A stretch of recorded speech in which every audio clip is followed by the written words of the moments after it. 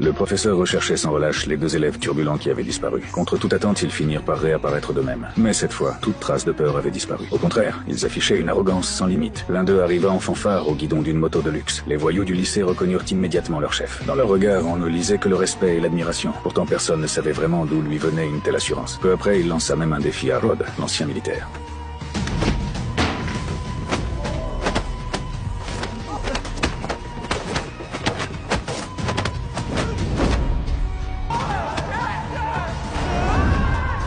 Rod ne le considérait que comme un élève et décida de retenir ses coups. Il se laissa volontairement tomber au sol en faisant semblant d'avoir été Mickey. Oh, contre toute attente, le jeune réussit à tromper tout le monde. Il en profita même pour prononcer un discours et célébrer sa prétendue victoire. Les autres voyous éclatèrent de joie. Mais à cet instant, Rod, toujours allongé au sol, se mit soudain à applaudir. En réalité, il n'avait absolument rien. S'il avait volontairement ramené Aaron au lycée, c'était pour régler le problème à la racine et détruire définitivement l'idole que ces voyous s'étaient fabriquée. C'était la seule façon de les convaincre pour de bon. Jusqu'à présent, Rod s'était toujours retenu parce qu'il restait des élèves. En réalité, un seul mouvement lui suffisait pour les maîtriser. Pourtant, Aaron continuait de se montrer insolent. Il affirma que le chef du gang local viendrait le protéger. C'était exactement ce que Rod attendait. Il attacha Aaron sur une chaise avant de partir seul au repère du gang, car ces criminels étaient la véritable source de la corruption des élèves. Son véritable objectif était d'éradiquer définitivement ce poison qui rongeait la société. En le voyant arriver, les membres du gang éclatèrent de rire. Pour eux, un simple professeur ne représentait aucune menace. Mais à cet instant, le regard de Rod changea complètement. Toute la douceur du professeur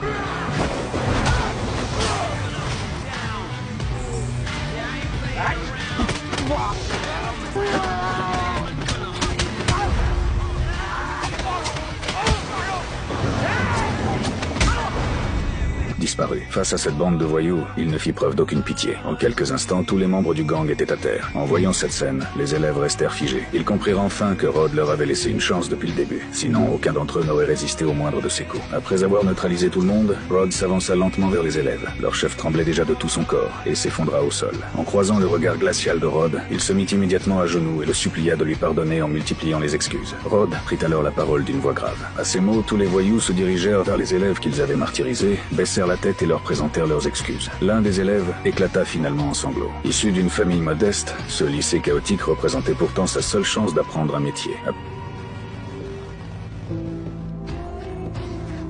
수업 받기 싫으면 받지 마. 공부하기 싫으면 하지 마. 그건 니들 인생이니까. 근데 남의 인생은 방해하지 마라.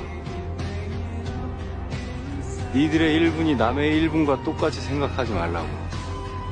À partir de ce jour, l'établissement le plus violent de la région retrouva enfin le calme. Les tatouages furent désormais interdits dans l'enceinte du lycée. Tous ceux qui souhaitaient poursuivre leurs études devaient d'abord les faire enlever. Quant au harcèlement